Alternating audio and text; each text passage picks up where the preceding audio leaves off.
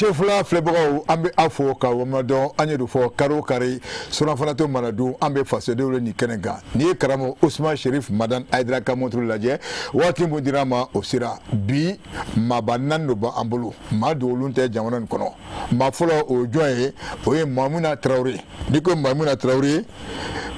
PDG de CVC Africa. Maïmouna, vraiment merci beaucoup. Agneoli Nananga Keneka, Folka du Monobolo Kanyesi, Chefla Flebro. Salam alaikum Sherifula Flebaga Bela Jeni Manina Barakelaw ko munu ye an wele ka seni kɛnɛ kan n bɛ foli di bɛɛ lajɛlen ma an filɛlikɛla bɛɛ ani ka fara maliyɛn bɛɛ lajɛlen kan ni wagati kɔnɔna na ne ye Maïmouna Traoré ne ye CVC Africa PDG an ka baara bɛnnen no mine kɔnɔnaw ma donc an bɛ génie civil ni construction métallique de kɛ. Merci. Merci beaucoup Traoré. Ma filana o fana tɛ maa dogole o ye professeur Diala Konate, professeur Diala Konate, vice-président ACPM. Monsieur Konate, vraiment merci beaucoup. Aïwole Nananga Keneka, Folka du Molbolo Kanyesi, Chefla Flebro. Baka Dalaye, Mouya Debeka Siambi, ala Debeka Sigi Herela, la Kanyma Uli Heren Badina, Nebe Sivla, Fleva Befo, Ani Tele Barakala Bela Jeli, né Togo Diala Konate, professeur Diala Konate. Je suis consultant minier et membre de la CPM parce que je suis le gérant de la société Lontou Simixal. Nous dans la consultation. D'accord. Merci beaucoup, Ikonate. Massamana Otema Doulé Amana Wole Wati Wati, elle est toujours disponible. Maïmouna Salamanta, directrice générale Moulina Manning Sara. Maïmouna, vraiment merci beaucoup. Pour le cas du Morbo, Kanyasi Chefla Flebro. Salam alaikum, Chefla Flebra Bela Jeli. Amé Malien Befou, Koka, Anikonana, Amé Kanamakona Kadema Yafu, Amé Télé Barakela Befou, Ama Folie d'Aouerema. Awachesila, Né Maïmouna Salamentae, directeur général Moulina SRL, Min Chagada Bembolo, Minum Bemolo Malikono, Dobemolo Sikaso, Dobemolo Kai. D'accord. Vraiment, merci beaucoup. Merci. Samantha. Maintenant, au docteur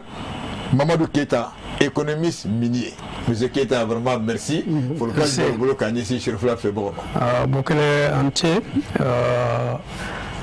Chaque fois, nous marobana. Avant wele, angana hagelnan tadi, jamana kunkanko. Donc, merci Chefla TV au Befo. Quand on fait le Befo, alors amena quand on court débatteur au Befo, amena kuma mophobie, alors qu'à comment ne fait maille, casser Jamanama, casser Jamana de Bema. Merci beaucoup Iketa. Amaïrala Kafo, Kwambe direct là, Mouye Chefla Radio Fanana, Ambe 95.7. Donc Ambe direct Fanana. Abogat Traoré Enfré, matin. Sigato la bokele ya fo chugamna ambe be fo ga bela jele wala nyimando ni wakati ma ma so le Chefla tele la sanga ani wati bela jele na kare ni wakati manase ame nyogo sura no Chefla tele jabarani ko la kaseka wole blama akli juru chani no do ma ko sega na baro sigi do boloda ni mato enflebaga o be sega fo mal sura la bonya ani karama o konnana chugamna bokele wa ko bamana kana ko chuguntan ale kashimango bishu na mina baro ke FM gasa o ye krekla contenu local dugu jugoro na ko nasira la aywa nafa min bala ani kase sigidama ani kase jamana rema donc andabna dola ani akobe la hala jumena ni wakati na jamana konna na kasega awala wala mawbsega famal sura chugam ya fa chugamna non seulement metele direct la radio fanela direct la wa page Facebook ay daga Chefla TV officiel ke donc il va sur direct la wal YouTube ka nitiso belebe Chefla TV application siga téléphone konna iba anta direct la wal mabe de Google konna dro Chefla TV officiel iba a Congo iba en sur direct la ni beke koni mi mato mo be sega kuna fon sur bonyani karamani la dria konna poto o sigoro la chugamna Bokar Korofanyana chez nous continue local ko ni mafli a daminɛna ni télévision la voilà donc a kuma a daminɛna yanni donc n y'akili la k'a fɔ a faamuyara fana yan puis maintenant an bɛ sigi sisan a ko jaabi bɛna kɛ mun ye donc an bɛ sigi an ka tuguni ka na Maimuna i fan fɛ contenu local sabula bɛɛ de sigilen bɛ k'a lajɛ mun yɛrɛ yɛrɛ do de a ka laɲini mun ye. I ka ɲininkali diyara n ye Traoré an bɛ contenu local bɛ fɔ ka caya min kɔnɔnaw la contenu local ye ka nafa don an ka faso fɛnw na n'a fɔra ko ka nafa don an ka fɛnw na baarakɛlaw b'o la ka nafa don an ka baarakɛlaw la ka u former ka ɲa u ka se ka jamana nafa contenu local bɛ ka nafa don an ka entreprises la ka se ka position d'u ma u fana bɛ se ka baara kɛ yɔrɔ minnu na entreprises ka taa ɲɛ maliyɛn kunda ka se ka jamana nafa b'o la donc mun ye fana ka an ka produits an bɛ fɛn minnu dilan Mali la yan ka o valoriser ka o nafa lase Mali ma donc contenu local yɛrɛ kɔnɔna na a bɛ i n'a fɔ ka nafa ni basigi don maliyɛn an ka fabrication na an fɛ yan anw bɛ fɛn minnu produit an bɛ fɛn minnu consommer an bɛ fɛn minnu dilan ani an yɛrɛ bɛ baara minnu kɛ ka se ka nafa don a la o baara ninnu nafa ka se maliyɛnw ma donc hali n'i y'a sɔrɔ a baara kɛda tɛ maliyɛn na maliyɛn mun ni compétence t'a la ka baara kɛ i ka se ka na ni mɔgɔ ye ka bɔ kɔ kan mun bɛ se k'a tigi former wagati dɔ kɔnɔna na temps dɔ fana de bɛ di a tigi man kan ka tɛmɛ o délai kan donc o délai kɔnɔ a bɛ maliyɛn former pour que maliyɛn ka se ka a ka baara kɛ donc contenu local yɛrɛ ye fɛn o fɛn n'a nafa bɛ se ka se Mali ma ko maliyɛn bɛ se k'a kɛ o ka di o maliyɛn ma pour que sigida nafa ka bɔ a la fana donc a tɛ entreprise dɔrɔn kan a bɛ baarakɛlaw kan hali communauté yɛrɛ sigiyɔrɔ i n'a fɔ hali an bɛ dumuni ni fɛn minnu san a ka kan contenu local yɛrɛ la valeur ajoutée ka di maliyɛnw ma minnu bɛ baara ninnu kɛ plutôt que a ka bɔ kɔ kan ka na Mali kɔnɔna na. ok Boubacar kuma tɛ nin ye n bɛ segin ka na professeur Diallo Konate fan fɛ a fana ka kɛlɛ ni bilako tɛ donc sisan i bɛ en tant que vice président donc n bɛ taa o ɲininkali kelen an b'a tengu la e ka hakilina ye jumɛn na. vraiment ni ɲininkali diyara n ye ka tugu a la ne association vice président n'o ye ACPM ye a créera au mois de juillet 2023 et les textes d'application du contenu local ont été adoptés au niveau du CNT niveau là, le 8 août 2023 et 21 jours après, le 29 août, le président Aboulono Blala, Kake Sharaï, Moumeta, imposé Beka. Mais contenu local, n'a pas continuer, mon yere de dos. Ni tra article follow là. Contenu local, façon de Shara Kurata, Ka Nyashi, Ka Wajibia, société numéro Beka, ou Kassi, ni kiwara bɛ yen nɔ baarabolo sira fɛ maliyɛnw fanga ka digi maliyɛnw kan a kɔrɔmasurun dɔ bɛ yen nɔ n'i taara gafe yɛrɛ la ka taa page 9 na fo ka taa se page 12 ma o kɛyɔrɔw jɛnsɛnni bɛ yen nɔ baarakɛlaw ta fan fɛ fɛn fɛn direction mɔgɔ ye 95% a kɛra exploration parce que min a mana fɔ min fo k'o yɔrɔ fana faranfasiya mɔgɔw ye contenu local fana y'o de jateminɛ k'a fɔ kabini exploration phase pré-production exploration là 95% direction mɔgɔw minnu y'a spécialiste ye géologue ni a ɲɔgɔnnaw topographe 95% kan ka taa maliyɛnw de ci la ka bɔ yen nɔ ni construction bɛna kɛ a latigɛlen ko min bɛna dayɛlɛ construction ni a ɲɔgɔnnaw o to kelen de bɛ nɔ 95% a kan ka taa maliyɛnw na ni kɛmɛ sara la ni baarakɛlaw kan ka ta. Donc, nous, nous rêvons d'elle, casser usine, casser ferruluma, toutes les activités, c'est la clé de 95% quand on a malona, 5% de quoi faire. Nan, c'est une date de fermeture et réhabilitation, 97% malona, on veut gaffer une parce qu'on a des plans, fanga cadre dégagé, gaffer de fort, de la folle là, oui, barakla côté. Au cas où, nos communautés, parce que on a calendrier là-bas, il y a fort, nous c'est nafolo mana yɔrɔ min na a tɛ se cɛ ka cɛ ka bɔ yen nɔ baara bɛ taa labɛn yen nɔ de donc o tigilamɔgɔ fana ka nafa sɔrɔ a la communauté locale ni contenu local fana y'o ɲini k'a fɔ ni baara bɛ kɛ sisan hali n'a ma kɛ mɔgɔ qualifié don ni mɔgɔ minnu bɛ se ka baara ta baara la comme ouvrier les non qualifiés 95% fana kan ka bɔ o communauté locale kɔnɔ donc o ka bɔ yen nɔ entreprise malienne olu de fana ka ni feere sanni feere bɛ yen nɔ a fanba kan ka d'olu ma nka o yɔrɔ la n bɛ segin kɔ ka taa sɛbɛn fura numéro kɔnɔna na fo kana taa bila tan filanan na a fɔra n'u ye service ye n'o ye géologie ye a bɛɛ détaillé don nɔ hali médecin ka baara b'a la 100% kan ka di maliyɛn ma yɔrɔ de la 90% ka dɔn o sariya fana latigɛlen don donc o mana bɔ yen nɔ sanni feere la kɔfɛla sanni na o bɛɛ kan ka o bɛɛ latigɛlen don n'i y'a ta ka bɔ yen nɔ o dɔrɔn tɛ Mali y'a fɔ formation o fana kan ka di maliyɛnw ma mais n'i y'a lajɛ contenu local a ma daminɛ Mali dɔrɔn na komi a juguya mun ye faut que an daminɛ so yɔrɔ ma. Voilà, merci. Donc Mamina n b'a dɔn nin tɛ i siɲɛ fɔlɔ ye ka kuma ni contenu local ko kan plateau in sanfɛ donc an bɛ sigi e ma sisan donc maintenant o ɲininkali kelen e bɛ se ka mun de fɔ an ɲɛna. Ayiwa o diyara n ye ɲininkali diyara n ye i bɛ professeur Jalo y'a fɔ min fɔ an b'an ka ɲɛmɔgɔw fo u ka hakilina ɲumanya la parce que hakilina ɲuman don contenu local n'i ko contenu local i ko Mali ka sɔrɔ dugu jukɔrɔ nafoloko ta fan fɛ u ye sariya ta 2023 la loi 2023 041 précisément au départ 2023 ka contenu local appliqué ka procédé donc au kɔrɔ ye mun ye maliyɛnw yɛrɛ k'u ka dugukolo nafoloko tɔnɔ bɔ u k'a tɔnɔ bɔ cogo jumɛn na an ka se ka baara kɛ minnu bɛ se baara min na olu ka bila o la et puis pourcentage dɔw fɔra i n'a fɔ professeur filɛ ne ka min f'i ɲɛna hakɛyaw fɔra a la i n'a fɔ maliyɛnw ka ta baara la fo 90% 10% ka bɔ kɔfɛ ka na et puis ni san hakɛya dɔ sera tuguni dɔ wɛrɛ bɛ b'o la fɛnɛ tuguni fo kana se baarada yɛrɛ bɛna kɛ 100% ye maliyɛnw an yɛrɛ ka se k'an ka dugukolo nafoloko baara k'an yɛrɛ ye k'a daminɛ i n'a fɔ n tɔgɔma ye min fɔ chaîne de valeur la ka hali transformation alimentaire fɛn o fɛn bɛ produit yan nɔ min mɔgɔw ka se ka u wakili don o la k'u wasa don o la mais a tɛ taa jilaja kɔ parce que formation b'a la fɛn caman b'a la i n'a fɔ professeur ye min fɔ parce que an ka cɛkɛda la yɔrɔ caman b'a la recherche a ye min fɔ exploration ɲinini sira fɛ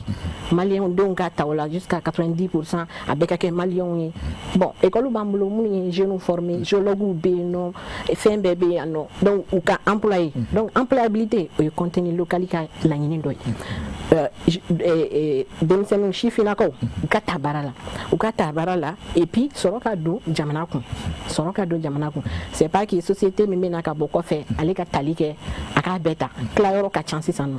i n'a fɔ fɔlɔ la 80-20 min belebelebaw la o kun bɛ yen nɔ sisan nɔ an bɛ 35 i y'a ye an bɛ 35 75 la donc 30 ye état ta ye 5% o ye privé mɔgɔ wɛrɛw b'o tila u ni ɲɔgɔn cɛ ka don société kɔnɔ ka min baara kɛ bon n'i nana sisan k'i bɛna société wɛrɛ créer sisan min na i tɛ se ka tɛmɛ 51% kan 51% 49% o bɛ di maliyɛn dɔ ma bon forage ta fan fɛ hali mɔgɔ minnu bɛ dingɛ sen forage min na forage ta 80% o ye 100 sarada o 100 sarada 80 o ye maliyɛnw ta ye maliyɛn cakɛda minnu bɛ dingɛ sen a baara bɛ di olu de ma 80% transport n'i y'o ta maliyɛn minnu bɛ transport kɛ minɛrɛ minnu bɛ bɔgɔ ta mine kɔnɔna na u y'o kɛ 100%. Ça sera 100% pour les Maliens. Kodi kɔnɔna na a fɔlen no o cogoya la bon a fɔlen no cogo min na n'a sera ka bila baara ten an ka ɲɛsigi b'o la an ka nafa b'o la an ka ɲɛtaga b'o la. Bakari n'a sera ka baara donc kɔrɔ de ko quelque part a ma baara fɔlɔ n y'a to an bɛna n da don o la donc docteur en tant qu'économiste n b'a dɔn nin saba bɛɛ kumana donc maintenant que dit le test. Ok, Bokele nche o y'a fɔ cogo min sariya min taara le 29 août 2023 décret signena ka loi in voté contenu local kan alors fɛn caman b'a kɔnɔ nafa min bɛ se maliyɛnw ma contenu local gafe in kɔnɔ u y'i da don a caman na an ye sira caman de dayɛlɛ maliyɛnw bɛ se ka nafa sɔrɔ a la cogo min jala y'a fɔ baara dɔw bɛ yen u bɛ tila maliyɛnw ni étrangers cɛ dunanw cɛ mais gafe kɔnɔ an ye baarada damadɔw sigi gafe in kɔnɔ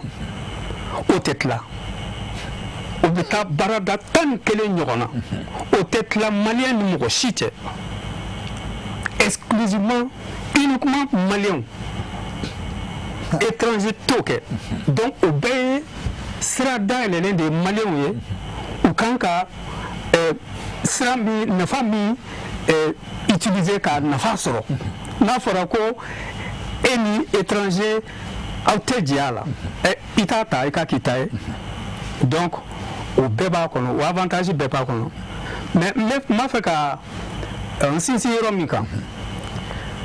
a sɛnɛ in kɔnɔ fɛn caman fɔra mais cakɛda dɔw de bɛ yen olu de sigilen bɛ jamana fɛ olu kan ka a lawaleya parce que an ka problème ye souvent gafew bɛ ta sɛnɛw bɛ ta mais lawaleyali souvent gɛlɛya bɛ sɔrɔ a la parce que a kan ka lawaleya terrain de kan alors o structure minnu kan ka lawaleya olu sigili u ye retard ta dɔɔni parce que loi votera 29 août 2023 mais cakɛda minnu kan ka a lawaleya k'a contrôler olu sigili ye retard ta n'o dɔ ye secrétariat permanent du contenu local olu de b'a lawaleya terrain kan bon o secrétariat permanent o dirigelen bɛ secrétaire min fɛ o ka nomination décret bɔra seulement le 24 juillet 2025 donc presque 2 ans après le décret de la loi donc déjà an ye retard dɔɔni ta o la commissaire disons secrétaire permanent ma sigi joona mais n b'a faamu parce que a façon na kana pressé i bɛ sɛgɛsɛgɛli kɛ parce que mɔgɔ min kan ka secrétariat ni diriger mɔgɔ kɛrɛnkɛrɛnnen de don il faut que a ka réussi a ka mission na donc o sɛgɛsɛgɛli o bɛ se ka temps ta maintenant o sigilen 24 juillet n y'a fɔ 2025 o fana ni équipe dɔ de bɛ baara kɛ ɲɔgɔn fɛ o équipe in olu fana ka nomination bɔra seulement le 20 mai 2026 le 20 mai o ma janya fɔlɔ 2026 donc san kelen tɛmɛna secrétaire permanent sigili ani a ka équipe nomineli presque san kelen fana donn'u ni ɲɔgɔn cɛ donc o équipe presque mɔgɔ 9 de b'a kɔnɔ k'a fara ale yɛrɛ kan donc faut k'olu bɛɛ sɛgɛsɛgɛ k'u ka moralité lajɛ k'u ka passé lajɛ dossier lajɛ u ka CV lajɛ mɔgɔ ladiriw dɔn est-ce que u b'a dɔn an man kan ka presser o kɛli la parce que n'an y'a kɛ o k'a sɔrɔ mɔgɔ ladiriw b'an bolo minnu b'a baara kɛ donc n b'a fɔ k'a fɔ équipe min kan k'a baara kɛ u sigira a ma mɛn donc an kan ka se ka temps d'u ma u kan ka se k'i organiser ka baara in daminɛ parce que a tɛ kalo 3 bɔ dɔrɔn u sigira donc n ka faamuyali la u bɛna organiser baara in u bɛna baara in daminɛ cogo min u bɛna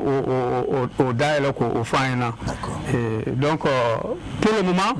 je peux dire contenu local bébé dun fɔlɔ denyɛrɛnin dun fɔlɔ an kana presser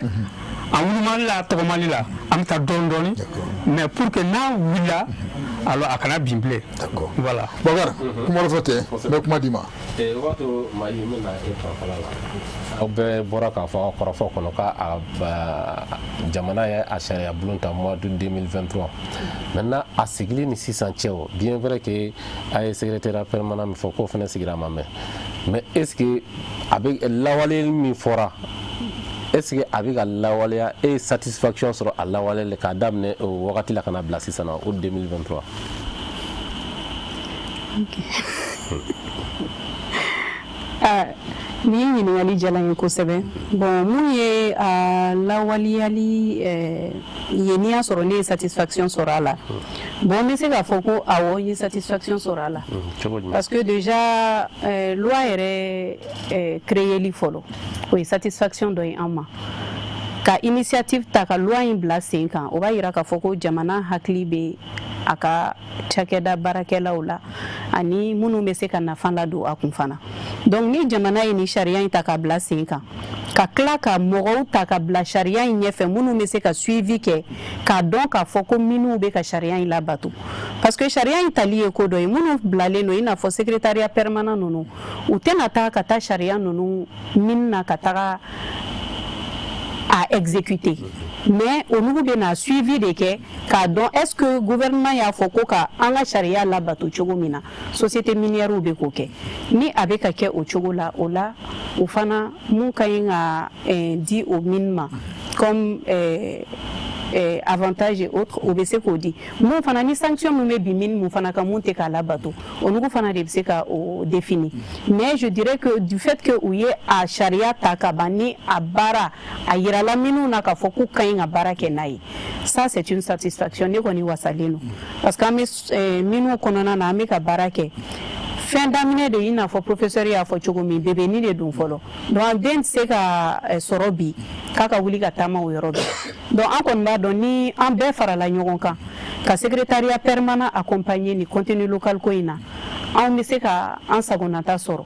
contenu local dan tɛ hali ni dɔrɔn ye ko ka pourcentage dɔw di société ma contenu local b'a permet hali entreprise minnu bɛ baara kɛ secteur minier kɔnɔna na u k'u conformer parce que secrétariat nalen don i bɛ taa sɔrɔ ni aw bɛ na kɛ membre ye secrétariat comme les membres du secrétariat permanent du contenu local et société mun bɛ na i enregistrer il faut k'i ka critère dɔw de respecter o critère taxe ko b'o la i ka mɔgɔw ka déclaration b'o la conformité sugu bɛɛ b'a la donc ni m'o conformité ninnu rempli secrétariat permanent b'a accepter en tant que malien i ka k'u ka membre ye donc o la o liste in mana ci minnu ma min b'a dɔn k'a fɔ anw bɛna mɔgɔ mun ta ka baara kɛ n'a ye qualification b'a la wa secrétariat yɛrɛ y'a yira k'a fɔ ko u bɛ k'u ka taxes sara parce que gouvernement bɛ fɛn dɔw bila en place ka anw dɛmɛ en tant que sous-traitant mais anw ka cas fɔ comme ne bɛ sous-traitance la donc o tɛ ko anw ka na ka nafa sɔrɔ ka taga anw fɛnɛ ka nafa il faut que a fɛnɛ ka ye gouvernement fɛ o bɛ ye mun na o bɛ ye impôt saraw la o bɛ ye taxe saraw la o fana bɛ ye hali anw yɛrɛ ka baarakɛlaw valoriseli la parce que n'a fɔla contenu local anw bɛ ka kɛlɛ kɛ bi oui a ye marché d'anw ma mais ni marché dila anw ma est-ce que anw fɛnɛ hakili b'an kɔ mɔgɔw la n'o y'an ka baarakɛlaw ye an fɛnɛ ka ɲi ka sara ɲuman di baarakɛlaw ma an ka ɲi k'u déclarer droit minnu ka ɲi ka d'u ma k'o d'u ma donc o droit ninnu kɔnɔna na ni minnu yɛrɛ qualifielen tɛ baara min na n'an bɛ se ka mɔgɔ ta ka na formation k'u kun a danganen don anw fɛnɛ k'o kɛ o fɛnɛ de b'a yira k'a fɔ anw bɛ k'an ka contenu local respecter donc o de y'a to n ko ni an ye secrétaire permanent accompagner a ka baara la anw bɛ se ka nafa sɔrɔ a kɔnɔ o baara ninnu ye nin de ye minnu fɔla anw k'an conformer ka bɛn o ma o bɛ kumada d'ale ma o bɛ opportunité d'a ma hali ka taa an défend minnu na mais n'an y'an ban k'an conformer mun fɔla i b'a ye an tɛ se ka taa dɔ ɲini n'i y'a mɛn i bɛ ka taa fɛn dɔ ɲini o y'a sɔrɔ e yɛrɛ mun bɛ ka taa ɲini i fana i bɛ se ka ko kɛ mais ni e tɛ mun fɔla e yɛrɛ tɛ k'o respecter a fɔla ko ka taa yɔrɔ dɔ la bɛɛ ka na ni finman ye n'e nana ni jɛman ye i ɲi yɔrɔ min bɛ yen k'i ka t'o ta ni jɛman ye i bɛ segin ka t'i nɔ na dɛ minnu nana finman na olu b'u ta sɔrɔ donc vraiment ne kɔni bolo satisfaction b'a la a daminɛ ka ɲi vu que cadre sigilen don minnu fana bɛ ka u conformer demande tɛ foyi tɛ jagoya de don jagoya de don minnu ka baara kɛ ni société malienne ye jagoya de don mun fɔla kodi kɔnɔna na mun fɔla loi kɔnɔna na contenu local kan minnu ka appliquer ni mun ma appliquer anw fɛnɛ yamaruyalen don an ka sɛbɛnni kɛ k'a ci secrétariat permanent ma parce que n'i bɛ fɛn min dɔn o de kɛlɛ ka nɔgɔn mais n'i ma bɔ a kalama i tɛ se ka kɛlɛ kɛ donc n'an ye sɛbɛnni kɛ k'a ci u ma u b'a dɔn nin sariya in sɔsɔla nin yɔrɔ in na o fana bɛ segin ka taa a ɲɛɲini n'u y'a ɲɛ sɔrɔ o bɛ se ka correction mun don a la pour que mɔgɔ wɛrɛ kana na o degun sɔrɔ o fana bɛ kɛ donc satisfaction kɔni bɛ yen ne kɔni a daminɛ cogo ka ɲi fɔlɔ n'an continuer la tan inchallah a bɛ bɛn. au niveau de toi i ka structure fan fɛ dɛ. ne ka structure fanfɛla dɔrɔn tɛ n bɛ ka kuma généralement sous-traitant bɛɛ lajɛlen kan. d'accord ok. parce que donc professeur Diala o b'a to o ɲininkali kelen n b'o o tɛnku e fɛnɛ la parce que e fɛnɛ bien vrai ko bébénin don donc denyɛrɛnin don a bɛ ka lamɔ mais a création ni sisan cɛw est ce que e fɛnɛ satisfaction sɔrɔ a lawaleyali kɛcogo la wa. ni ɲininkali diyara ye kosɛbɛ nka c'est pas parce que secrétaire permanent créera a ma kalo damadɔ bɔ anw ye ɲɔgɔn ye dɔ kɛ k'a ɲini k'a faamu o sigilen filɛ sisan baara olu ka baara taabolo ye jumɛn ye o y'a sɔrɔ déjà u y'a ɲɛfɔ an ye u ye cili kɛ comme Mayi y'a fɔ cogo min na minnu ma Mayi ye kuma dɔ fɔ n bɛ segin fɛn n bɛ sinsin a kan musala tɛ dɛ jagoya de don loi in ye a kɛ jagoya de ye minnu kan yɔrɔ min bɛ maliyɛnw bolo baara kɛyɔrɔ la ani n ye minnu cité ka tɛmɛ que ce soit les services que ce soit les équipements ani mɔgɔw tali wajibi de don c'est pas le gouvernement seulement il y a gouvernement ye structure de loi ye structure fila de bila en place mais il y a le CCL qu'on appelle le cadre de concertation sur le contenu local olu de bɛ baara ninnu taabolo fɛ minnu kan ka tɛmɛ ni sira ɲuman sariya a laɲini cogo min na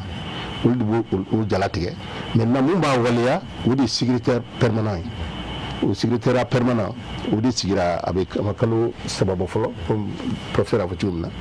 nka o n'a taw ta olu ka baara cogo ɲɛfɔ an ye olu plateforme dɔ de bɛ yen nɔ minnu kan k'u ka kibaruya bɛɛ d'o kan maintenant o baara bɛna kɛ cogo jumɛn u ko k'u bɛna atelier de kɛ k'a ɲɛfɔ mɔgɔ la parce que denbaya de ka jugu comme Mayi y'a fɔ cogo min na n'i tɛ fɛn min dɔn i tɛ se k'a ɲɛdɔn i tɛ se ka ko ɲɛfɔ o la ou bien ka se ka baara yɛrɛ waleya donc an jigi b'a kan n y'a fɔ cogo min na k'u bɛna atelier kɛ k'a ɲɛfɔ mɔgɔw ye k'u bɛna baara kɛ cogo min na ani minnu bɛ ka baara kɛ cogo min na n'u ye a kɛ ten nɔ an bɛ wasa sɔrɔ maliyɛn bɛɛ bɛ wasa sɔrɔ et jamana fana bɛ na sɔrɔ parce que ɲɔrɔ ɲabugu takan de b'a la dɛ il faut pas k'an k'a yɛrɛ nɛgɛn une loi c'est une loi mais c'est les personnes qui animent la loi mɔgɔw de bɛ yen minnu bɛ loi in na waleya o mɔgɔw fɔlɔfɔlɔ jɔn ye parce que en fait il y a 3 parties prenantes contenu local in kɔnɔ la il y a l'État il y a les communautés il y a les acteurs même du secteur privé qui sont là ani minnu n'u bɛ Mali la donc n'i ye a lajɛ bɛɛ de kan k'i tɛgɛ di ɲɔgɔn ma cogo min na nafa bɛ se ka sɔrɔ bɛɛ de nafa sɔrɔ i ka baara la Mali dɔrɔn tɛ n y'o de fɔ mais an ta in tigitigi la i y'a jateminɛ ka contenu local a bɛ nafa fila belebele fila de se Mali ma État bɛ nafa sɔrɔ d'une façon macroéconomique je parle sous le contrôle du docteur n'o ye taxiw ye n'o ye impôt ni fɛn min kan ka sara fɛn sira caman kan u bɛ nafa sɔrɔ la mais entreprise maliyɛnw fana n'u bɛ baara kɛ ani Mali baarakɛla min bɛ nafa sɔrɔ n'i y'a contrôler n'i taara mini na u ka mɔgɔ caman boli mini nɔfɛ sara ka bon na a dagosi ka bon ka tugu a la mɔgɔ bɛ nafa sɔrɔ a la u bɛ impôt sara Mali ye donc o bɛɛ c'est nafa ye minnu bɛ se ka mɔgɔ bɛ se k'a sɔrɔ individuellement comme entreprise bɛ se k'a sɔrɔ individuellement ni nin contenu local n'a sariya bɔra a bɔ sira fɛ an bɛ dugawu kɛ Ala ka hakili ɲuman di bɛɛ ma a ka kɛ mɔgɔ si kana ten k'i bɛ sira wɛrɛ ta min fɔra sariya fɛ n'o tɛ b'an ka baara kɛ diya kɔnɔ ok bɛɛ bɛ nafa sɔrɔ a la ok baasi tɛ Mayi e fɛnɛ i bɛ terrain kan sanga ni waati bɛɛ lajɛlen na a ko la a ko kɔni sigilen sen kan depuis mois d'août 2023 fo sisan e fɛnɛ est ce que e ye nimisiwasa sɔrɔ ni a baara lawaleyali kɔnɔna na wa. ok ni o diyara n ye ɲininkali diyara n ye bon ne kɔni bolo satisfaction bɛ yen komi n y'a fɔ cogo min na k'a dan sariyakisɛ in tali ma dɔrɔn o y'anw ka satisfaction ye parce que o dɔnna k'a fɔ maliyɛn baarakɛlaw ani société minière en tant que anw ye société minière an ye maliyɛn ye an contenu local ye hakili dɔ tora an na et puis nafa dɔ dira an ma o nafa fɛnɛ depuis 2023 jusqu'à aujourd'hui au nom de Moulina an kɔni y'an ta daminɛ parce que application min dɔw ta daminɛ kɔsa in na mais anw y'an ta daminɛ depuis 2023 parce que an y'a daminɛ cogo jumɛn na an y'a hakili to an ka baara kɛ ɲɔgɔn na k'u bila u ka cadre kɔnɔ o ye mun ye ka formation ɲini ka d'u ma ani inclusion du genre ka musow former parce que ne bɛ fɛ musow jɔda ka bonya kosɛbɛ contenu local i ka kɛlɛ ka ca o la dɛ an ka kɛlɛ o ye o ye n ka kɛlɛ musow jɔda ka bonya ni min bɛ min na société minière bɛ ne bolo n ye géologue ye an bɛ recherche kɛ an bɛ étude kɛ an bɛ expertise kɛ mais n tɔgɔman filɛ nin a bɛ génie civil la ale ɲɔgɔnna man ca yen nɔ donc an bɛ kɛlɛ kɛ pour que a fana ka jɔdaba sɔrɔ o génie civil la société minière ninnu kɔnɔ a fana ka se k'a ɲɔgɔnna caman ladon entreprise la bamakɔkaw dɔrɔn tɛ dɛ hali an ka togodala mɔgɔ minnu bɛ yen k'u labɛn u ka entreprise dayɛlɛ k'u former u fana ka baara contrat de ka entreprise locale caman ma yen nɔ société dɔw a mɔgɔw tɛ bamakɔkaw yɛrɛ tɛ awɔ min bɛ village minnu na u yɛrɛ u ka société dayɛlɛ wa u ye contrat d'u ma a daminɛna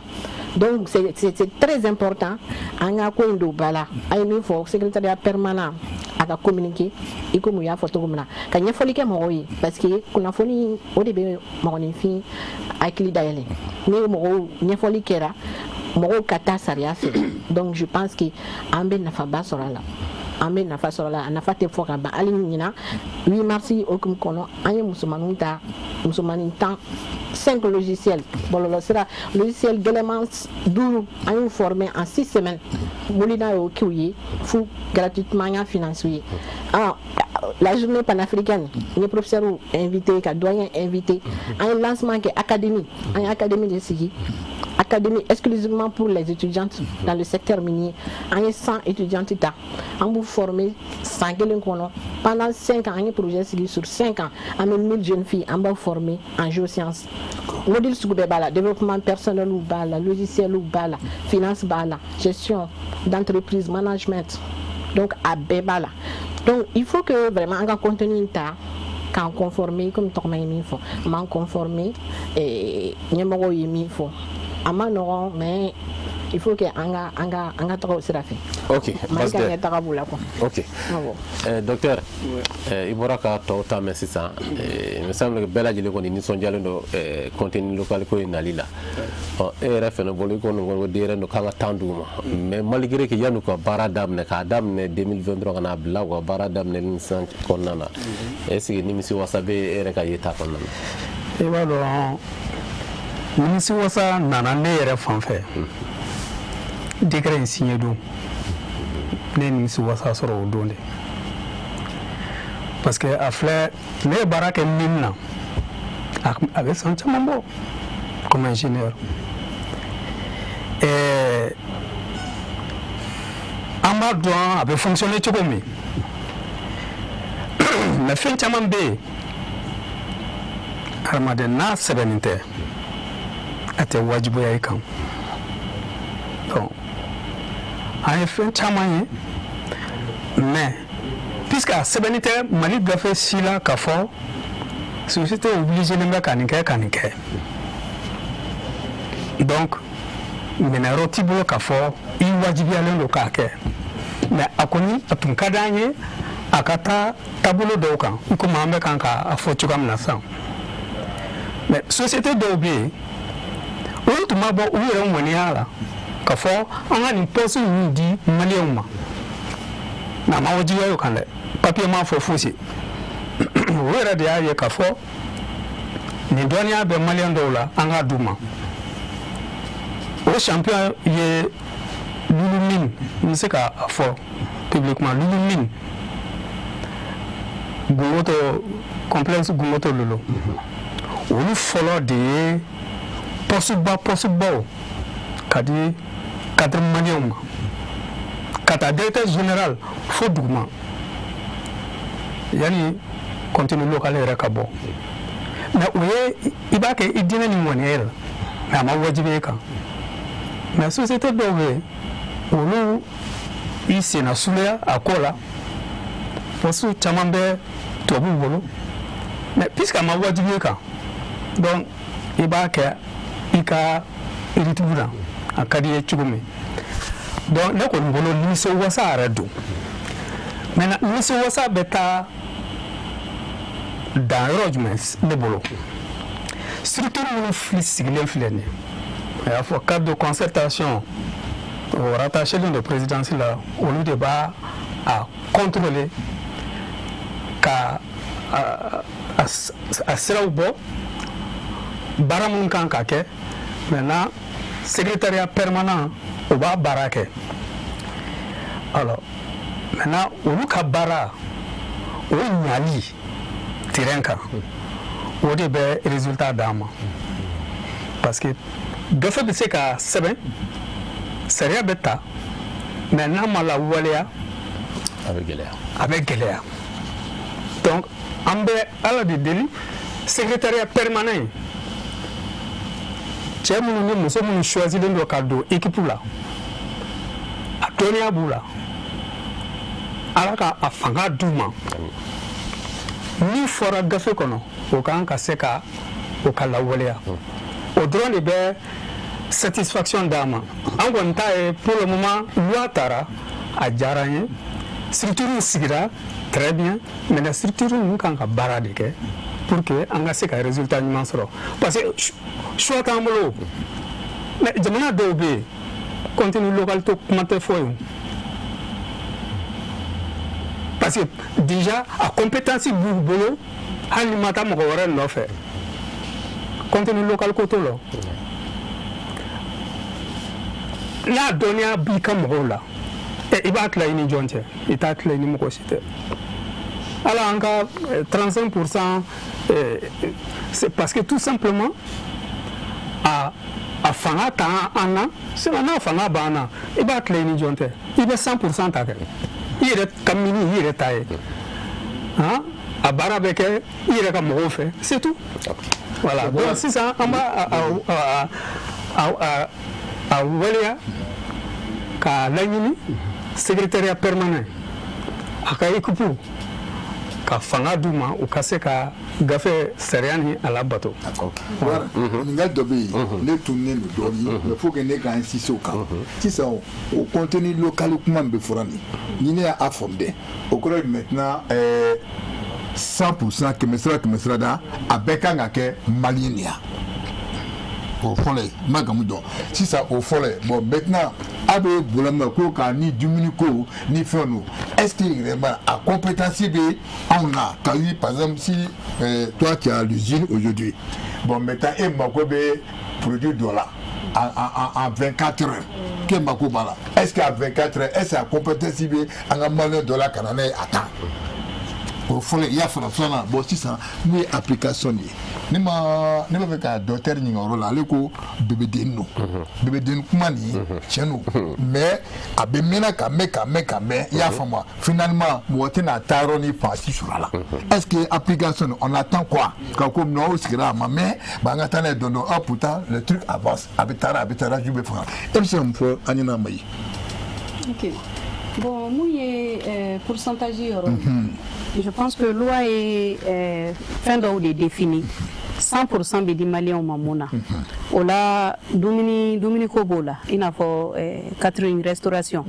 Société Mounumbe fourniture qui est généralement minime en matière de restauration. 100% quand il y a des Maliens. Quand il y a des Maliens, ok. Donc, santé. Santé quand il y a des Maliens. Donc, au Fana, il y a 100%. Voilà. Donc, dans le on est 100% bon. Mais, fait qu'on a défini les pourcentage de Maliens, ma foi, koka bedi. Et il y a des années de défini. Par exemple, ni à Daminena, moi, mon beaucoup en 90% de ces que Maliens 10 expatriés. Mais 3 ans menacés, Charia va demander qu'à Foko à diminuer qu'à 5%, 10% mon beaucoup kangana. Donc, aux 3 ans, il fait qu'à donc on va y a Maria ali 5% mon pays. Donc à Bola, donc il faut qu'on a 100% Maliens sort. Donc, fin il a faut avec chaîne d'orican à Damine. Pourcentage de là, mais en taraligne fait à la-bas et mouillé, la ligne est à 100% qu'a dit Malien, mais à tes dames ni oui immédiatement. Donc, mais à bien définir les nos lois qu'on en a. Voilà. D'accord. Si ça en est, ouais, application de. Donc, application et gouvernement et charia, gouvernement et agni, ok. olu y'a d'an ma ka ban mais application ye anw yɛrɛ de ye voilà parce que voilà bibi na n'a fɔla ko ka baara kɛ malien an bɛ se ɲɔgɔn accuseli la pourtant an bɛ système mun accuser système tɛ dɔwɛrɛ ye o système ye système ye ne ye système y'anw bɛɛ de donc ni sariya dila an ma anw de ka ɲi ka labato sariya bɛ labato cogo di mɔgɔ minnu bɛ yen n'a fɔla ko ka baara di i ye compétence ko mun fɔ société caman de bɛ Mali la bi compétence bɛ minnu na ka baaraw kɛ dɔw b'a la u y'a kalan k'a dɔn dɔw tun bɛ société wɛrɛw bolo u y'a kalan k'a dɔn u nan'u yɛrɛ ka sociétéw créer donc o mɔgɔw bɛ yen mais n'a fɔla bi ko ka opportunité di bɛɛ bɛ fɛ ka ko politiser ka taa n'a ye politique sira kan. Merci ne ka kuma an bɛna insister o kan. Voilà donc mun bɛ se ka baara kɛ voilà mun bɛ se ka baara kɛ baara caman bɛ yen a tɛ di o ma i bɛ taa sɔrɔ minnu yɛrɛ caman na a kuma ka ɲi ka fɔ a ka ɲi ka fɔ ka don u tulo la bɛɛ k'a dɔn en matière de sous-traitance par exemple société minière baarakɛlaw de kɛlen don sous-traitant ye bi. Bokar i kulo bɛ nin na dɛ merci. donc n'i bɛ fɛ ka kɛ sous-traitant ye c'est simple i bɛ démissionner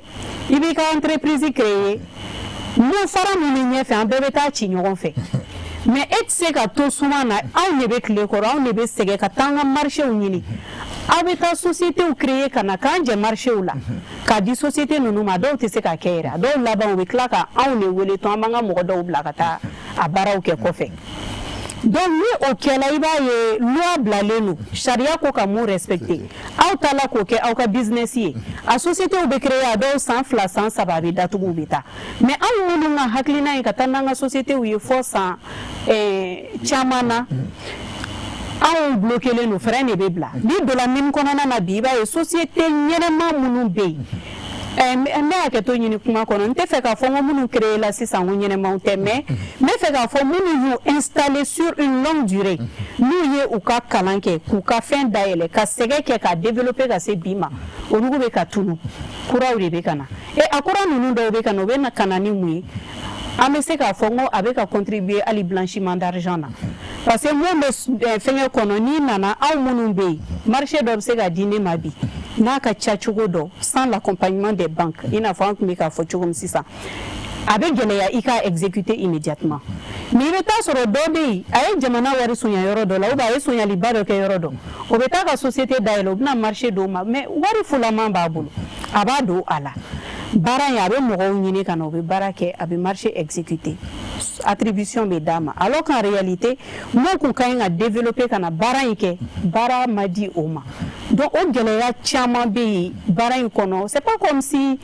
contenu local ye fɛn ɲuman tɛ fɛn ɲumanba de don mais mɔgɔ kelen bɛ yen o de bɛ fɛ k'a dun fan bɛɛ fɛ. mais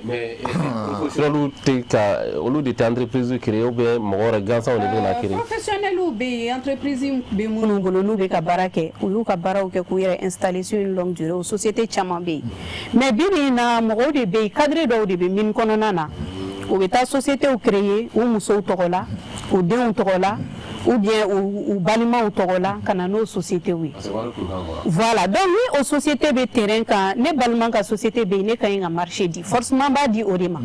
a bɛ se a tɛ se o tɛ ne ka sira ye wa baara ɲɛna baara ma ɲa u bɛ o tigi ka baara kolon dogo k'a kɔ dogo pour que hali ni mɔgɔw kana na dɔn k'a fɔ ko baara ma ɲa donc o fana bɛ ka kɛ sababu ye société minière bɛ ka jigin société minière malienw tɛ ka tɔgɔja sɔrɔ gouvernement fana bɛ degun sɔrɔ parce que a bɛ yira gouvernement na k'a fɔ ko société malienw tɛ ka se ka baara kɛ k'a sɔrɔ en réalité opportunité tɛ ka di mɔgɔ ma mun bɛ se k'a kɛ. très bien Bokar kɔrɔbɔ tɛ parce que n'an m'a ɲininkali kɛ k'a sinsin an bɛna wuli ka taa so c'est pas bien donc c'est bien monsieur Jala ne fana bɛ na e fan fɛ parce que ne fana ka kuma bɛ yɔrɔ dɔ la ni m'a ɲini fana a ka tɔn de bi m'a bila kɛlɛ nin na mais sisan n b'a fɛ ka dɔn o application o bɛna k'a la mais sisan marché ɲini fan fɛ yala est ce que a bɛ se k'a 100% a bɛ se k'a kɛ yan. I ka ɲininkali diyara n ye kojugu maa ye kuma min fɔ ni sariya ta la sisan an bɛɛ sigira kuma kelen kan professeur ye kuma dɔ fɔ ko ni fɛn min tɛ wajibi ye i bɛ se k'a kɛ comme a kɛra yɔrɔ caman na cogo min na a kɛra ne yɛrɛ ka société la depuis 2009 2011 pratiquement 2010 ɲɛmɔgɔ wa bɔ kɔfɛ ka na e ka société la ne de tun ye ɲɛmɔgɔ ye o hukumu de kɔnɔ je suis fier d'avoir une dame sur ce plateau, Maï, qui a fait ses premiers pas avec moi. Nous bora ini la sang, nous bora facile là, nous bora Sigala. Nous taku Tcharenkata, Siga Soumara là au nord de Siga Swakinya, Boxit Barafé, Kado Blagatafu Falia, Do Brakoues, Ani Barake. On avait un budget dans plus de 2 milliards par an. Fournisseur Boutasro. Et prestataire Boutasro. Malin de Tmogoke. Donc, continue local, Abe Kawalia Amena Kasro sera marqué Wajibi, comme professeur Keta Fatou. Mais si ça a Wajibi, Abe Munkono, Fouka Moro de Yuni, nous sommes à Barake, qu'à trop de masoro, parce que vous savez Barala. Mayo au Wali de Ketima. Nous le recatana, nous nous blancs qui gansant, Anya la Camaro Taku formé, Kasseka Barao. Donc, nous ne faisons à la compagnie, nous réclamons la façon personnellement. Vous dites à quel Ayagatman Fosaku, les Dimsunuta, Aye, Fenke, arrête de la Katemesram fait. Oui, qu'il est flamand, en l'association ACPM. Pour les casser, qu'à trop de monde dit, nous et Barani sur dans le cadre du contenu local, avec la télévision, la formation. Sans la formation, on a la nouvelle année, faire gars si monter ni charaï, anticiper la façon là. Faut me casser qu'à Niedon, au décama, mais il faut d'atura là, nous t'en Niedon, ou t'as béton tien, qu'à bébé gauche bricolena. Au dé pour qu'à au Bali. Nous craignons na abisi ka ben na fadibema association me fla de don pour le moment AFOPREM ani ACPM mo ku tege di nyogoma munu ya adam nesi munu bala ka koro experience vous là vous bisi ka mo ro deme nous ba fe kana do abara la ka experience soro an wali ado de ke est-ce que ta da wa kama ka marché di mɔgɔw ma minnu ta a ɲɛdɔn pour que ka se ka a lagosi état bolo fanfɛla ka yɛrɛ k'a fɔ a ko contenu de ko la min fɔ sisan filɛ nin aw ka très bien secrétaire permanent bɛ o de kama c'est pourquoi an bɛ nalo o secrétaire permanent bɛ faut que kuma ka fɔ olu fara le suivi o de kama yɛrɛ ACPM ani ni ka AFOPREM fɔ ni olu ye ɲɔgɔn minɛ ka mɔgɔ wɛrɛ bɛ se ka fara o kan yɛrɛ ka essayer ka secrétaire permanent dɛmɛ cogo min na baara fɔra ka kɛ cogo min na yala a bɛ ka kɛ minnu kɔnɔ cogo la minnu b'a ɲɛdɔn a bɛ ka yir'u la minnu t'a ɲɛdɔn u bɛ u labɛn an b'u former an ye formation dama kɛ dans ce sens par exemple a man di société maliyɛn caman ye ka sariya bato sur la fiscalité an ye an ka mɔgɔw former sur la fiscalité wari bɛ sɔrɔ cogo di ka baara financer parce que ni marché dɔ nana 100 milliards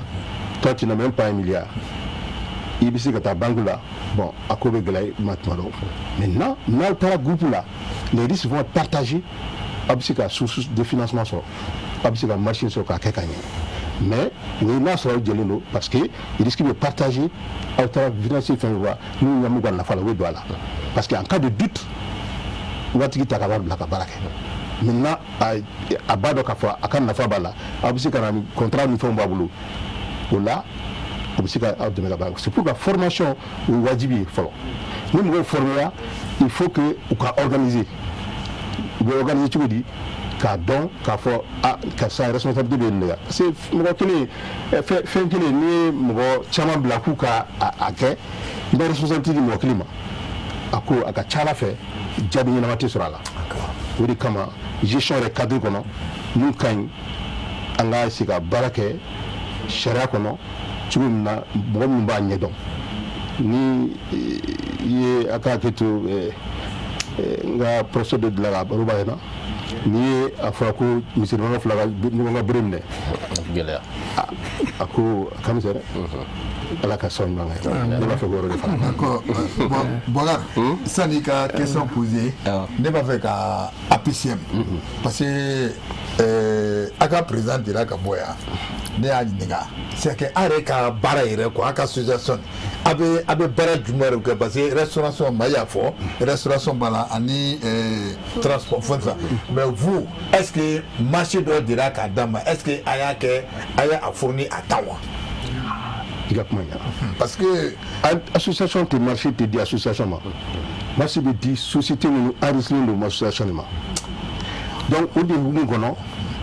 et association kɛra n'o y'a sɔrɔ a ma se dira tigi ma a b'a ɲɛdɔn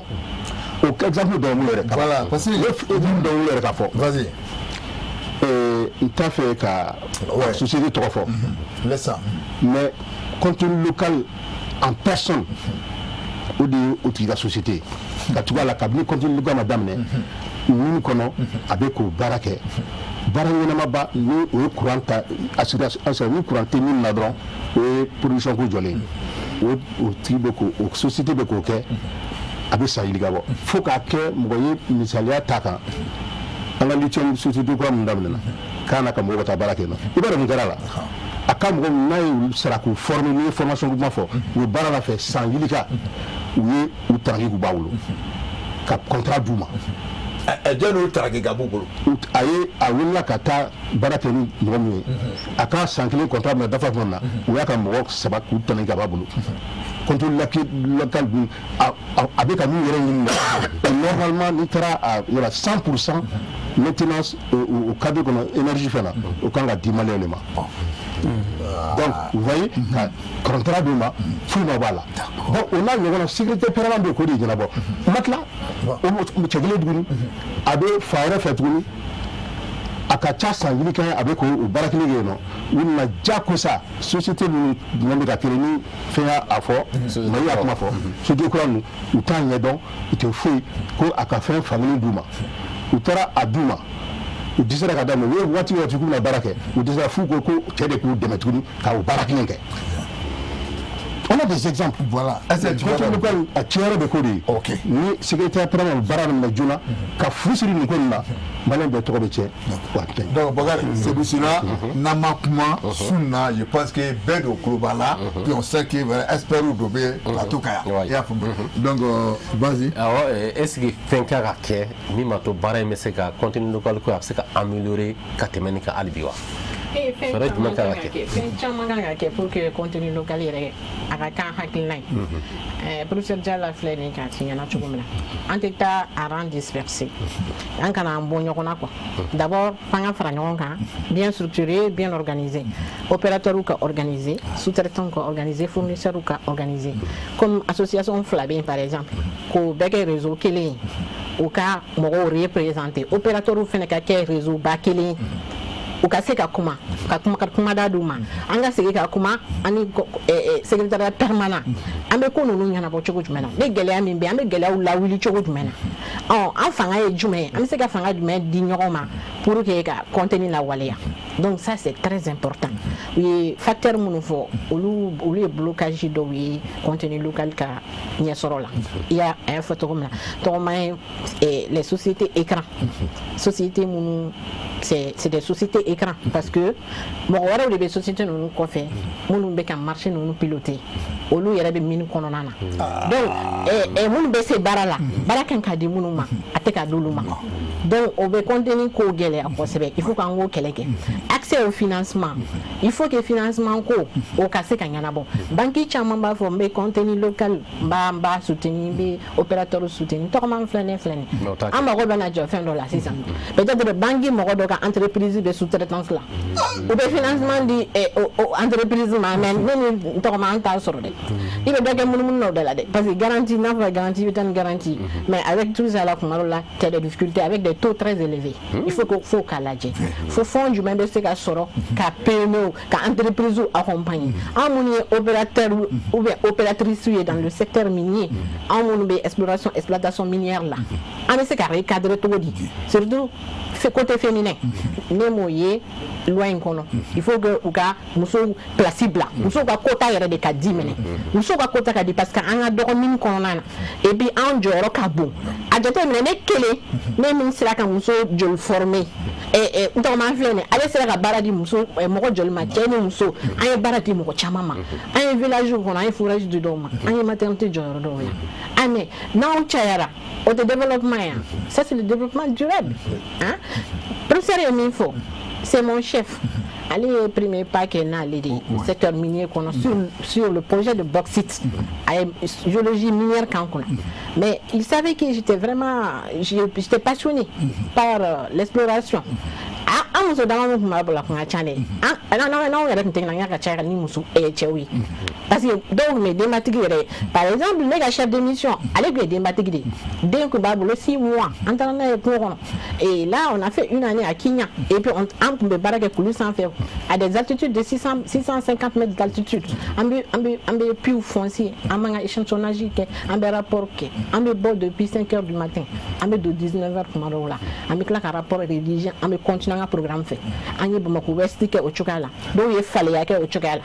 i y'a faamu donc olu ka hakilina kan ka jateminɛ contenu local kan u kan ka consulter parce que u ye vraiment musow encourager dans ce secteur là et puis u ye ko caman de dilan secteur in kɔnɔ ça c'est très important an ka fara ɲɔgɔn kan an ka hakilina di ɲɔgɔn ma an kana taa kɛrɛfɛ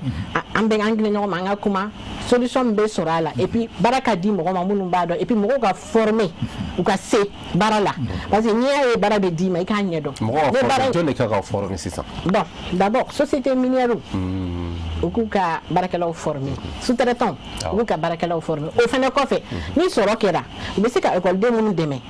k'olu fana former yan'u ka baara daminɛ i komi anw bɛ ka min kɛ sisan o fana bɛ se ka kɛ état fana bɛ se ka fond dɔ bila o fond fana pour la formation que ce soit au Mali ni technologie min t'an bolo ka mɔgɔw bila ka taa kɔfɛ n y'a ye bourse dɔ dira kɔsɛbɛ na ministère la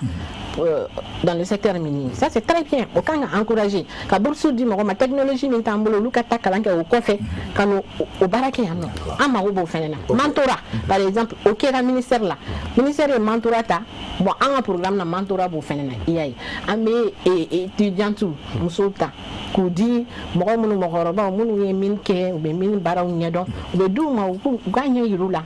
o muso ninnu bɛ san kelen de kɛ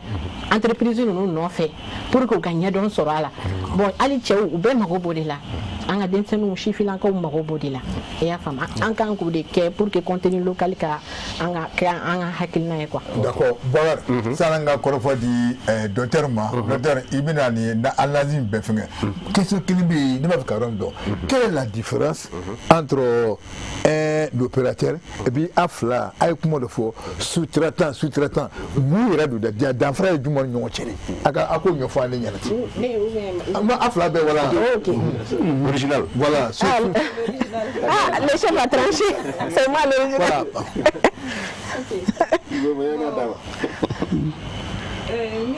Non, généralement, il y a les sociétés minières et puis il y a les sous-traitants. Donc, sous-traitants, oui, mine kononana bara charia est vous demander mine manquant ka bara beke de la recherche à la production. Donc, bara do be aucun ga di mo wɛrɛw ma. Mali au cas où dit pour le développement même de l'économie nationale.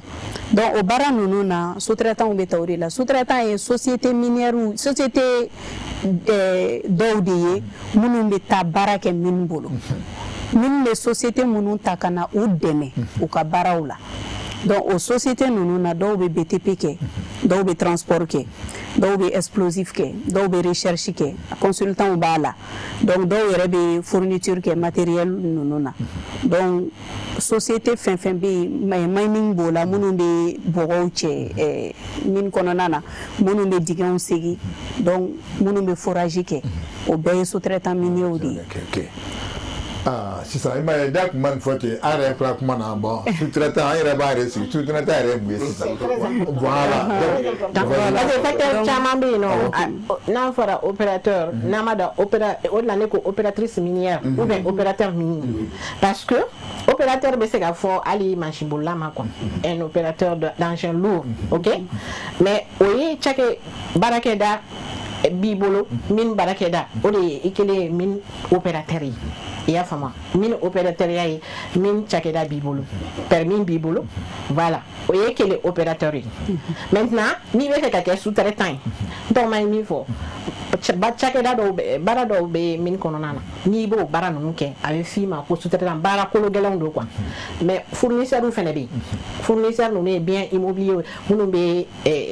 fɛn ninnu équipement matériel ninnu olu di mɔgɔw ma olu de ye fournisseur ye mais anw ye opérateur minier ye moi je suis opératrice dans le secteur minier parce que je détiens des titres miniers petit minier bɛ n bolo mine bɛ n bolo au-delà je suis opératrice dans le secteur minier donc o mɔgɔw fɛnɛ o kulu b'a d'an ma donc sous-traitant ka kulu b'a d'an ma fournisseur ka kulu b'a d'an ma donc a baaraw bɔlen don ɲɔgɔn na. ok donc Bakar comme a y'a fɔ cogo min na waati mun dira ma a sera dɔɔni donc an bɛna di kɔfɛ a b'a ka conclusion di voilà donc maintenant monsieur Keita an b'a fɛ k'a ye fan fɛ parce que y'a kuma fɔ i ko c'est comme n'i fɛ ne ta ye ɲininkali yɔrɔ min ye i ye kuma caressé dɔɔni ko application denmisɛnninw don bébéw don i y'a faamu pourtant i b'a to i bɛ kɔn ka mɛn pourtant waati bɛ taara i y'a faamu e bɛ se ka mun fɔ an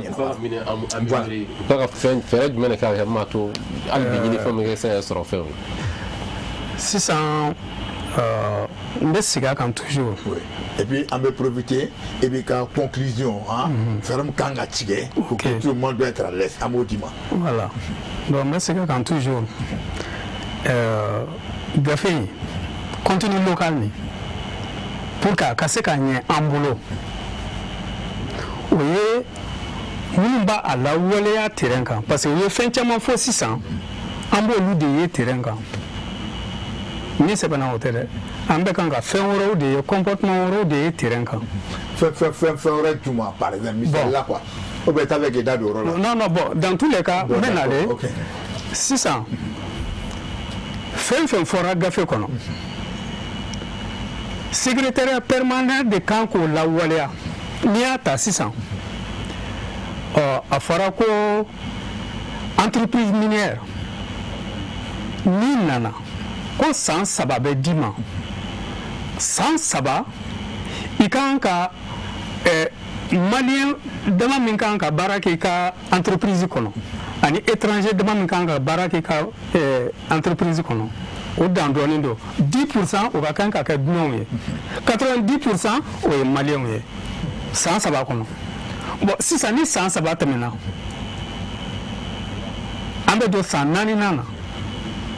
alors kɛmɛ o kɛmɛ baarakɛ jama kɛmɛ o kɛmɛ 5 o kan ka kɛ étranger donc dɔ bɛ bɔ a la mais maintenant ni san 6 tɛmɛna a bɛɛ kan ka kɛ maliyɛn mais jɔn de b'o constater jɔn b'a constater k'a fɔ i bɔra 10 na ka na 5 la sisan a bɛɛ ye maliyɛn secrétariat permanent olu de bɛ taa terrain kan ka kɔlɔsili kɛ tiɲɛ yɛrɛ la san 3 fɔlɔ étranger 10 de tun bɛ yan san 3 filanan a kɛra 5 ye san 6 tɛmɛnen a bɛɛ ye maliyɛn olu de b'o constater ou bien non o ma bɔ a sira fɛ secrétariat de b'o constater bon maintenant o ma bɔ a sira fɛ mun de kan ka kɛ contenu local ye ɲɛngɛliw bɛɛ sanction ɲɛngɛli o bɛɛ b'a kɔnɔ ni min ma bɔ a sira fɛ mais il faut que secrétariat ka a constater k'a fɔ majɛ bɛ yen a b'a bɔ a sira fɛ ani ɲɛngɛli jumɛn de kan kan a ɲɛngɛli sugu ka ca a bɛ taa kasoladon na tile 10 kaso fo ka taa se san 2 kaso wari ɲɛngɛliw bɛ yen o bɛ taa fo a cayalen dɔw bɛ taa fo 1,200,000 n'i m'a bɔ a sira fɛ amande bɛ b'i kan kasoladon fana b'a la donc mais pour que k'o constater minnu bɛ terrain kan il faut que o ka kɛ mɔgɔ ladiriw ye ka dɔnbagaya ko ni u ye min fɔ sisan k'olu bɛɛ bɔ a la an ka taa sira tilenni fɛ n'an taara sira tilenni fɛ je pense que an bɛ se maintenant ne kɔni b'a ɲini secrétariat permanent u sigilen filɛ u ka baara taabolo u ka taa fɔlɔ ka taa mɔgɔw sensibiliser u ni minnu kan ka baara kɛ ɲɔgɔn fɛ u ka taa sensibilisation kɛ ka taa formation kɛ mɔgɔw k'a faamu fɔlɔ parce que yanni i bɛ mɔgɔ ɲɛngi est ce que a y'a faamu donc n'i y'a ye sa k'a fɔ vraiment u bɛɛ y'a faamu a kɛra opérateur ye o a kɛra sous-traitant ye a kɛra fournisseur ye o u bɛɛ y'a faamu maintenant sisan an bɛ taa ka taa contrôle daminɛ o ye audit de daminɛlen ye n'i m'a bɔ a sira fɛ mun de fɔra texte kɔnɔ ɲɛngili tɛ maintenant n cousin dɔ bɔ a ye nin ka ɲɛngili to yen o kana don a la dɛ voilà donc sisan n'an kɔni sera ka a ko kɛ ko jɛlenya kan vraiment je pense que secrétariat permanent a bɛ se ka nɔ bɔ a la parce que toujours an b'a fɔ toujours comme c'est entre nous Maliens an ka essayer ka bɔ o kɔnɔ ka kɛ professionnel voilà ka kɛ professionnel min fɔra o ka lawaleya voilà donc ne kɔni bolo n'o kɛra an bɛ se ka nɔ bɔ a ma mais encore une fois fɛn min sigilen filɛ structure min sigilen filɛ nin ye san kelen ko tɛ san fila ko tɛ secteur minier yɛrɛ a ka vie yɛrɛ bɛɛ ninnu kan ka baara kɛ fo ka taa ban donc sisan mission dir'u ma wagati cadre dɔ de kɔnɔ ou bien non mandat tɛ o c'est pas un mandat k'a fɔ mandat de 5 ans mandat non o tɛ o u kan ka contenu local nin lawaleya le fo ka taa nimisi wasa sɔrɔ an k'a ye don dɔ la Salamataw ni Traoré ni Konaté olu dɔrɔn de bɛ kan ka mine baara kɛ maliyɛnw dɔrɔn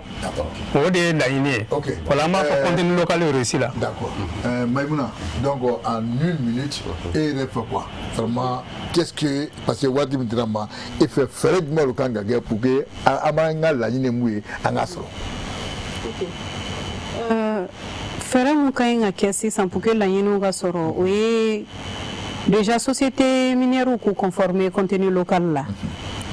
wa société minière bɛ opportunité di société sous-traitante minnu ma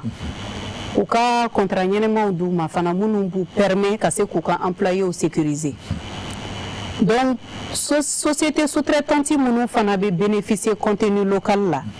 u fana k'u hakili to sigida la développement communautaire o la hali ni mine tɛ yen don min na sigida ka se ka évoluer ka sɔrɔ mine datugu la parce que an ka mine da ninnu a tu kɔnɔna de don et jusqu'à présent a bɛ yen il faut que société sous-traitantes fana kana baara bɛɛ to ko fɔ société minière mana mun kɛ dugu kɔnɔ en tant que société sous-traitante an fana ka ɲi ka fara ɲɔgɔn kan ka se ka dugu la développer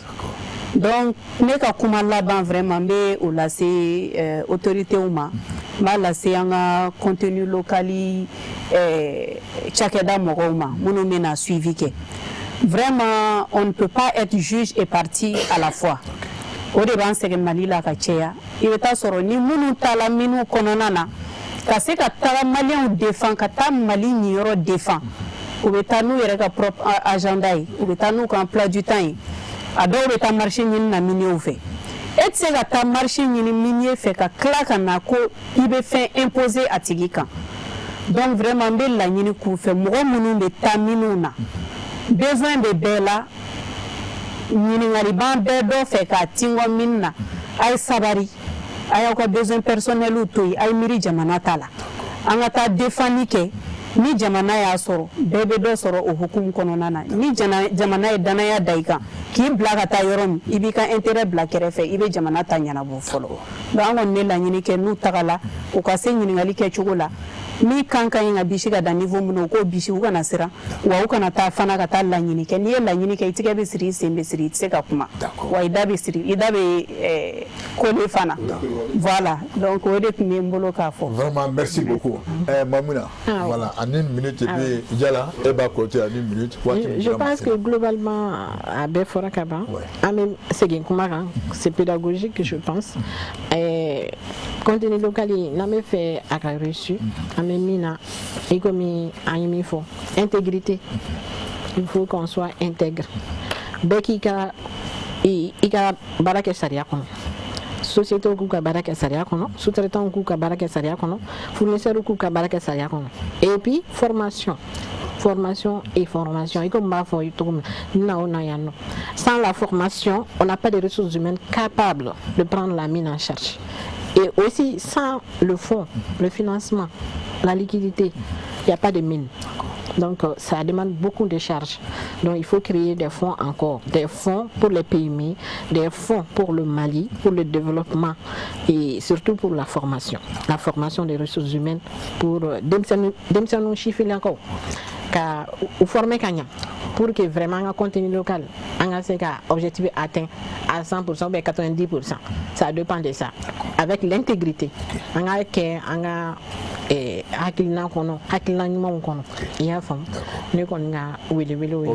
Vraiment, merci beaucoup. Professeur Diala. Vraiment, ni kɛra nisɔndiya ko ye ne bolo an ye faamuyali caman sɔrɔ hakili la an lajɛbaaw caman ye faamuyali caman sɔrɔ contenu local ye mun ye ani mun tɛ ne ka conclusion n b'a fɛ ka laɲini tew secrétaire permanent na ka laɲini tew fɛn fɛn n'u da bɛ contenu local ko in na américain ka terme dɔ bɛ yen nɔ ko open book management o bɛ transparency de yira a filɛ nin ye tabali kan kɛmɛ de bɛ yen nɔ e ta ye 20 ye nin ta ye 20 ye nin ta ye 20 ye nin ta ye 20 ye nin ta ye tan ne ta ye tan ye an bɛɛ ɲɛ b'a la donc o dun fɛlɛ fana b'u bolo secrétaire permanent jɔyɔrɔba de bɛ nin ko la k'a fɔ gafe in b'a yira sariya gafe nin san o san san kelen tɛ dɛ san o san société numérique ka k'u ka plan d'action de di an bɛna nin baara de kɛ an bɛna nin mɔgɔ hakɛ de ta nin baara hakɛ de b'an bolo an bɛna nin nafolo hakɛ de don a la ni sous-traitant ma gars mago bɛ k'o de la nin quantité parce que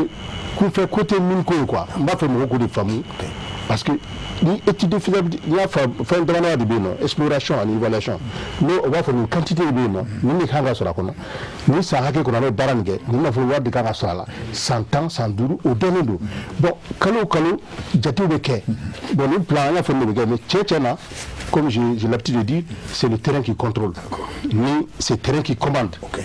min kɛra tiɲɛ na o de bɛ fɔ rapport la donc rapport bɛ se ka d'u ma n b'a bɛ k'o cadre kɔnɔ mais a ka kɛ ladira kɔnɔ an tilenna kɔnɔ. ok Bakar waati mun dira ma n b'a dɔn fana a tɛna dan nin dɔrɔn ma parce que o fana an lajɛ